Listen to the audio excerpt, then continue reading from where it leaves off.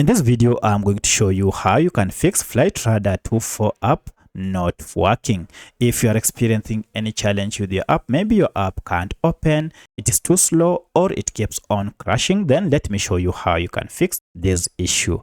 If you find this video helpful, please like and subscribe to this channel. Now, there are quite a number of methods you can use to fix any Flightradar24 problems. In the first method, we shall access the app info page, and you can simply do that by just long pressing on your app, and among these details, look for app info. This will take you to Flightradar24 information page.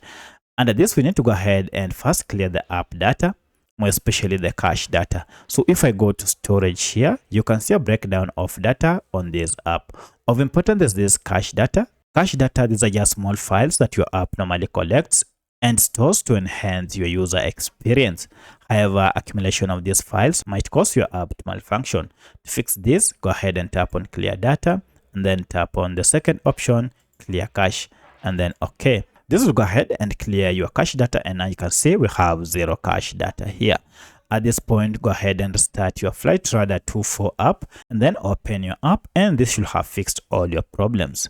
However, should you still experience any challenge, then you need to go ahead and again come back to app info page and tap on clear data, then choose the first option, clear all data.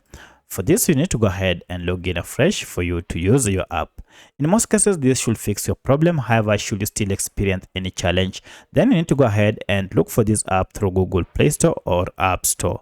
So if I go to Google Play Store, search for your app and look for any update if it is available. Then go ahead and update your app to the latest version. One of the reasons why your app might be malfunctioning is because you are using an outdated version that is not supported. So when you update it, now this should fix any issue with your app. However, should you still have issues such as your app still crashes, then you need to go ahead and uninstall Flightradar24 app completely from your smartphone and then install it afresh. So by using any of these four methods, you should be able to fix any issues with your Flightradar24.